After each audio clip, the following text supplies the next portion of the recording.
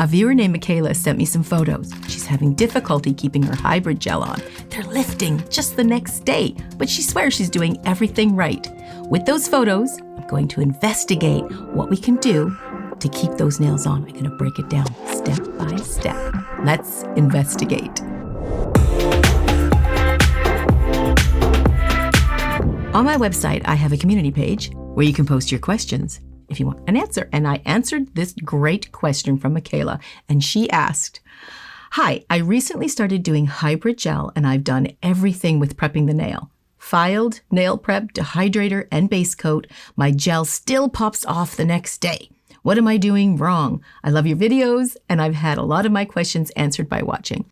For me, such a visual art, a picture says 1,000 words, right? So she sent me some photos, and here's the first photo that I saw. So right away when I see a photo like this, it tells me so much. So the top 3 things that I'm noticing right away, if I take a look at the index finger, which is the most common finger to pop off, and if you're right-handed, definitely that's the busiest hand.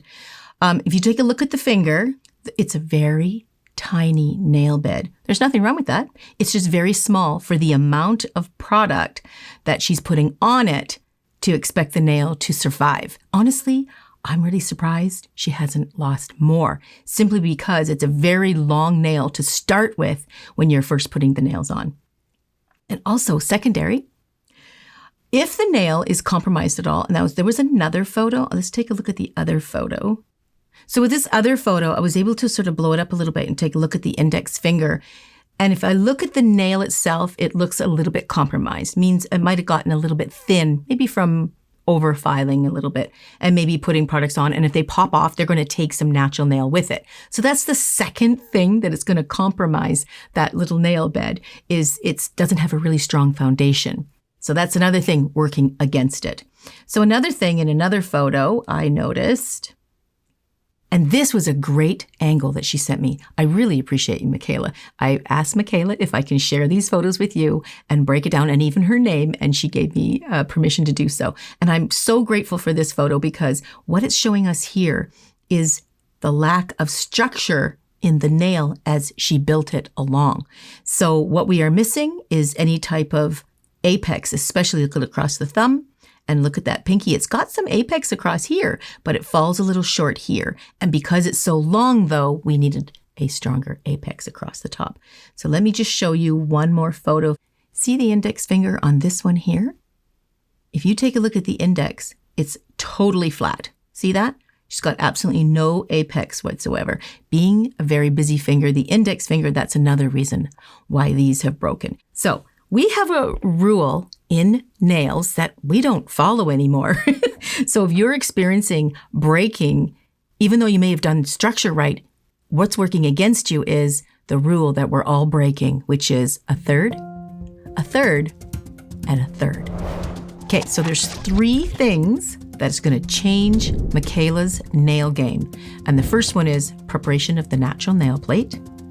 The next one is a third, and a third rule, which nobody's following anymore, and structure. So let's start with the preparation of the nail plate. Now, she said that she was doing everything right.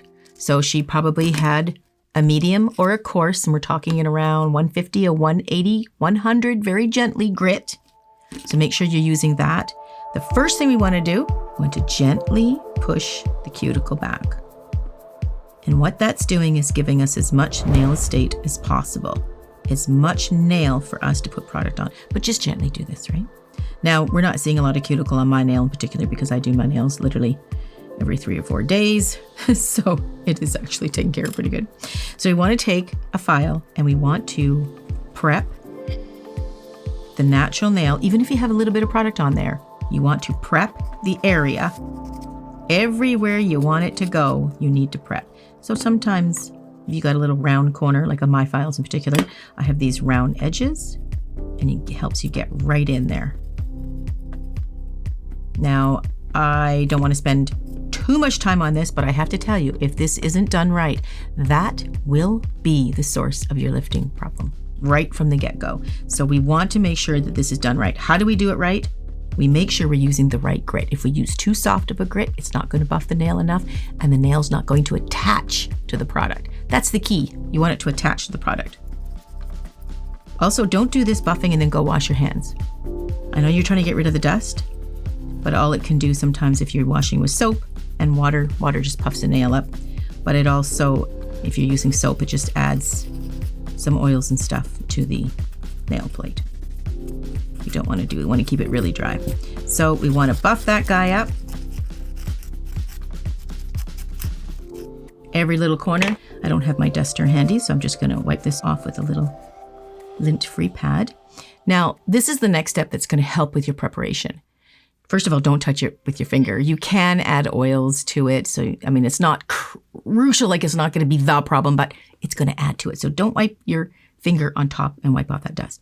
The base coat or the primer coat or the adhesion coat of whatever you're using on your nail to have the next product adhere to your nail is really, really important.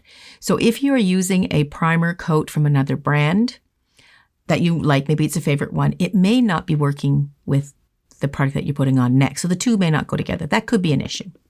It could be that the primer coat you're working with maybe isn't that good, or maybe it's contaminated in some way. So you have to kind of eliminate that too.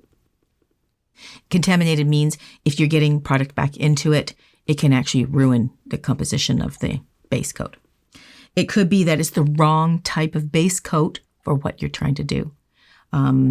It could be a base coat or primer coat that you're using for, it's meant to be with an acrylic system or a gel system. Maybe that's not going to work with your hybrid gel system. So I have mine here. It's all in one kit, and I made it compatible to each other. And that's really important if you're having problems. I mean, sometimes you can do it and there's no problems, but you are having problems, that could be it. So mine is called Bridge. And when you put it on, it's very specific in that you massage it on to make sure it gets into all the little nooks and crannies.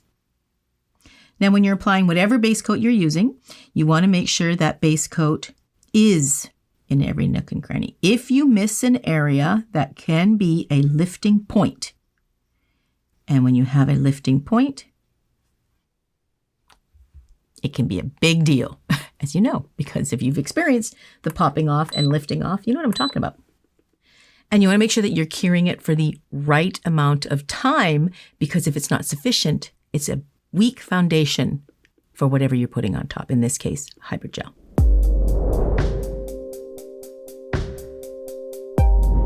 Every hand is unique to the third rule. In fact, every finger can be quite unique.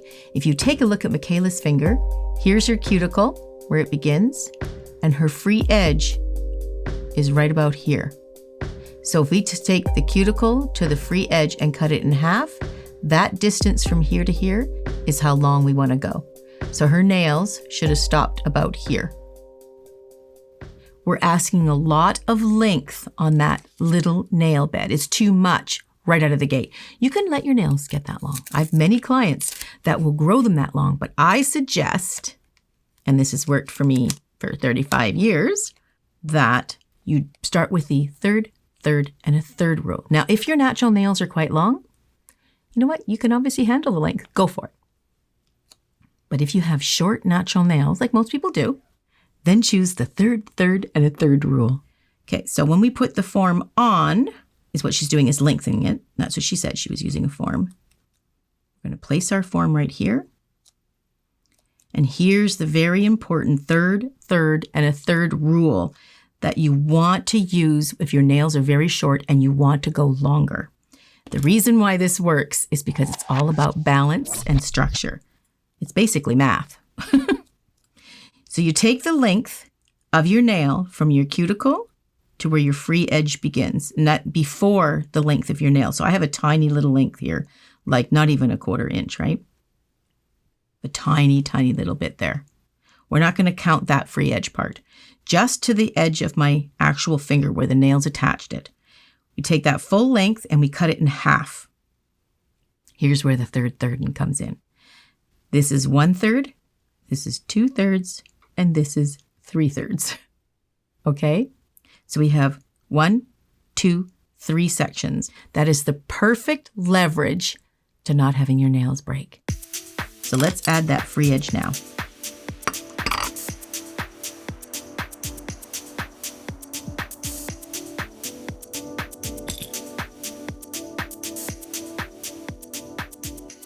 I'm doing it in white so it's easier to see. And it is really pretty.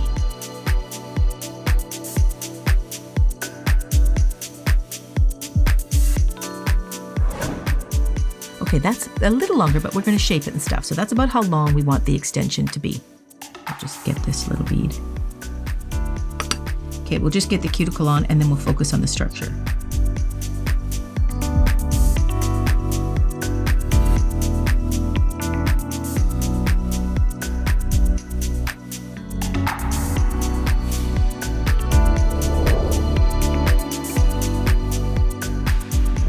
And the third thing that can up Michaela's game is working about the structure. So we've got now the cuticle in there and we've got the free edge of how long it should be, the third rule. And now we want to focus on structure. So if she's going to go for a nail this long with such a tiny nail bed, the structure of the arch has to be starting pretty much back about here. And it's going to have to go higher into here and then thinner into here. But because it's shorter now, if we're going to end it here, we don't have to put such a high apex. We still have to have an apex from here to about here. And that's what we're going to add on the nail now. So we want to grab our structure bead. So we're going to place that right about there. And I'm going to show you sideways as well. See that?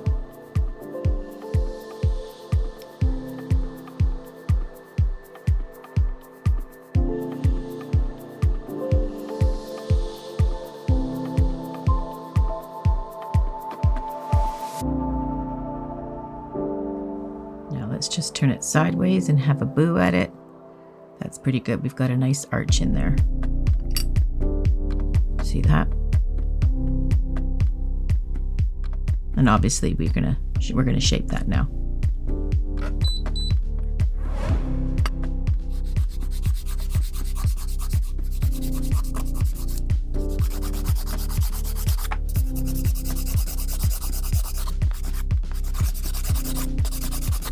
Okay, so I've sculpted it all up and I really actually love the shape that she was going for, and she's got a beautiful almond shape going on the thumb. I can really see it in that photo.